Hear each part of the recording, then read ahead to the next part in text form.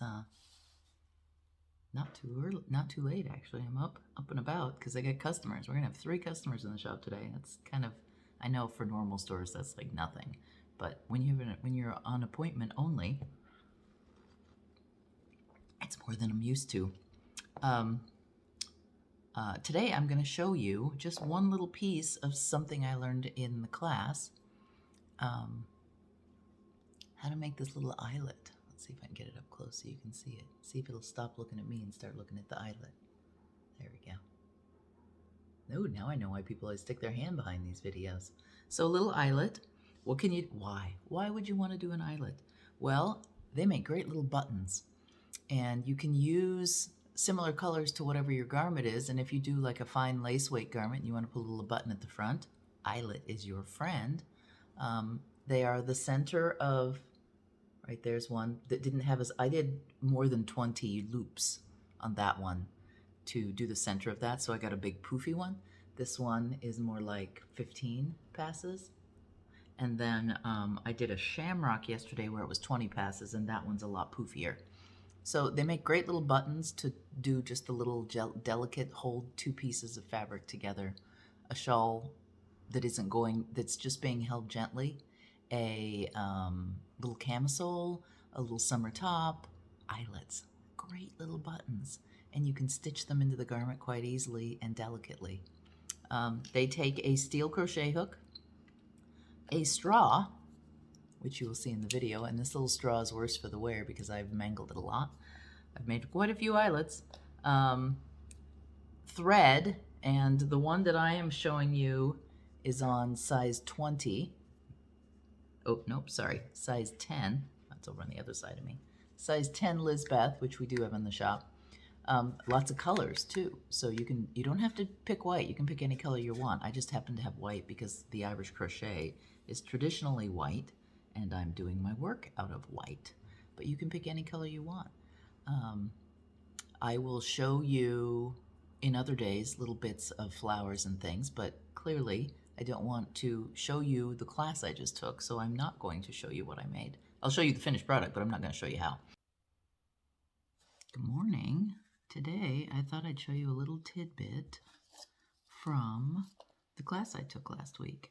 So one of the things that we made, well, we made this flower, and I made a necklace, although my tension is not great on this one, so I need to redo it.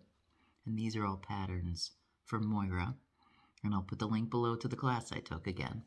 But one of the things that you use to start and end many of your motifs is this little center ring here, this little buttonhole stitch, or this little button. It's called a name. It's called a, what is the name of it? I'll put it in I'll put the text in. It's not written right here. I have my pattern next to me for something else, but I have this one memorized because I made many. But these make great little buttonholes on your Edwardian clothing, on sweaters. You can use matching yarn to the ones you use if it's strong enough. And all you need is thread and or yarn, because the poofiness of it is just thread, more thread. And what Maire uses, but what they used to use, is ink pen casings. I did try one with a straight needle, and it is more difficult when the item isn't flexible. And you can see from this, like I've already knocked holes in this. Who knew there was another use for a straw? But to make one of these buttonholes is you wrap around a straw 20 times without pulling too tight.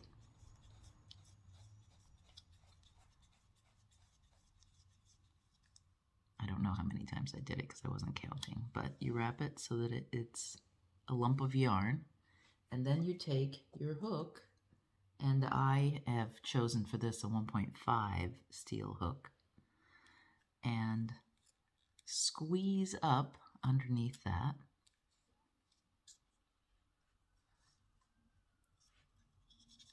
Grab the yarn, or grab the thread in this case. Let's grab it properly. And this is why the straw is so useful, to get it out and not catch all the threads while you're at it. There we go. And do a single crochet. So there's the first one. I'm going to do this 3 times. At least that's what Moire says. Second one, single crochet. Third one under here. And the 3, I think, just anchors it. I probably could pull it off by now, but I'm going to go ahead and do what I'm told. Third one, single crochet. And then I'm going to pull it off my straw, which is the beauty of the straw. And now I have this donut of thread to crochet around.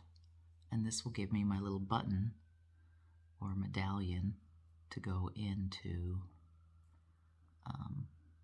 to use for garments, to use for centers of flowers, to use for any number of things. Decoration, for my Irish crochet, etc.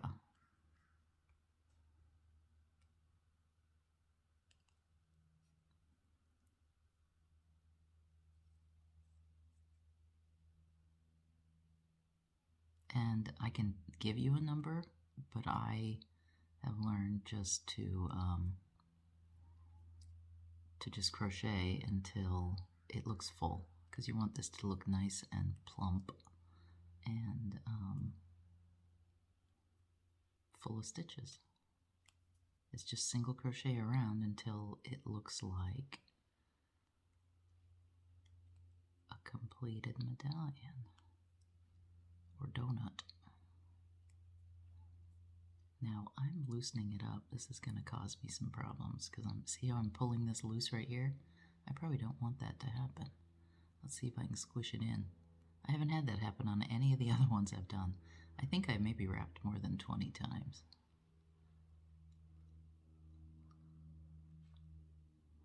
But I'm using it to hold it and loosening it up.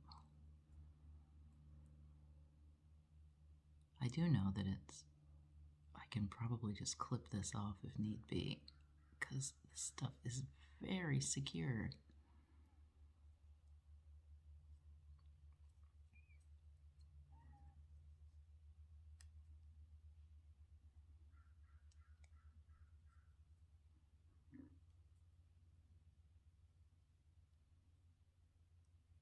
There.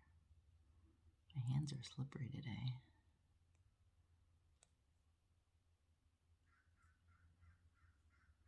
Need some lotion on them, I think.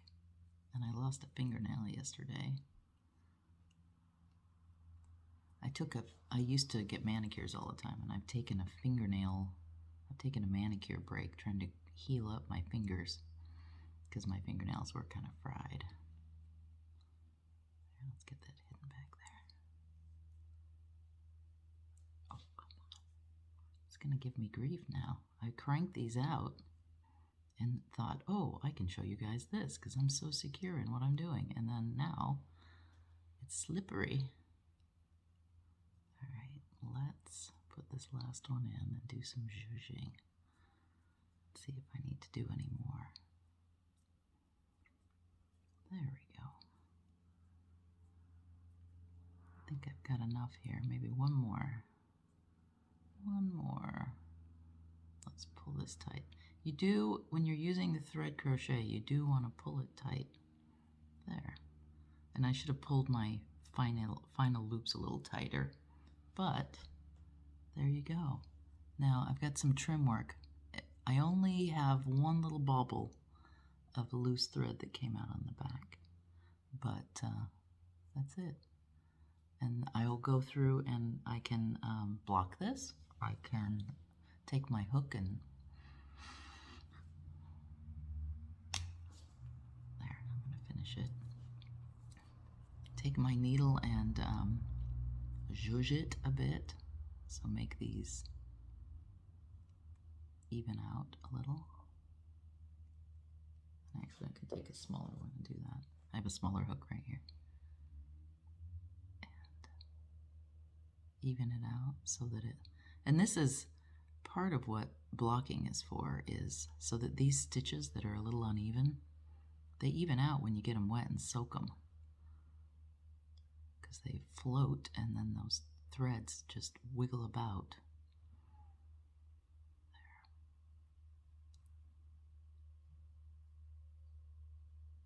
There. And I wouldn't do this for all things, but if this is gonna be showing on some project, ooh, let's actually get into the chain.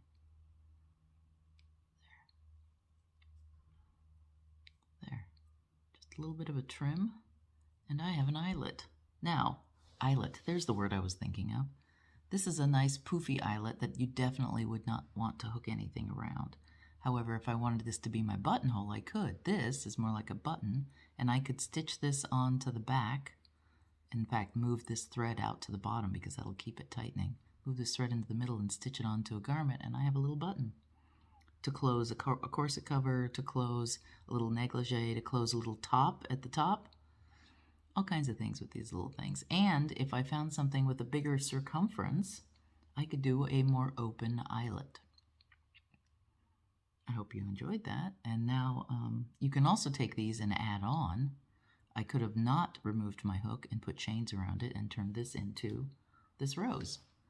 This rose has an eyelet at the center, and definitely not with 20 passes, right? There's the little eyelet at the center, and then I carried on and I did chain loops around the outside and built up this flower. Maire Treanor is the person from Ireland who really did the research on clones lace and Irish crochet and its history and tradition in Ireland, and I highly recommend. I've read some of the book already. I got the book in from the Lace Museum, and I'll put the links below.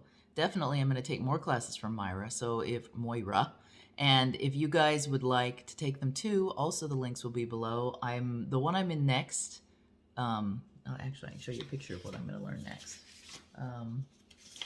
Is this bag. So I'm going to do probably the simpler bag is this one. And then this is a much more complicated where you learn more bag. I'm going to do this little bag. It hangs, it's Edwardian, of course, and it hangs, I can hang it at my waist from a chatelaine.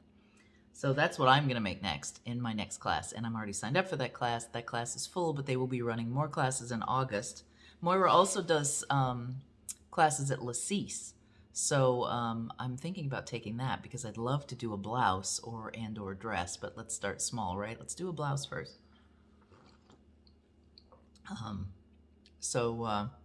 Yeah, it was a fun class, and I think this little eyelet is, which I couldn't remember when I was showing you how to do it. So eyelet, I'll put it up in words too. Eyelet. You can clearly use the same technique as what you would use if you cut a buttonhole in a garment and crochet around the outside edge to secure it. Similar technique. Anyway, although you do it with a needle and thread and poke. I hope you have a good day. We did get the house, so that's coming, a tour of the house, where it stands now and what the plans are.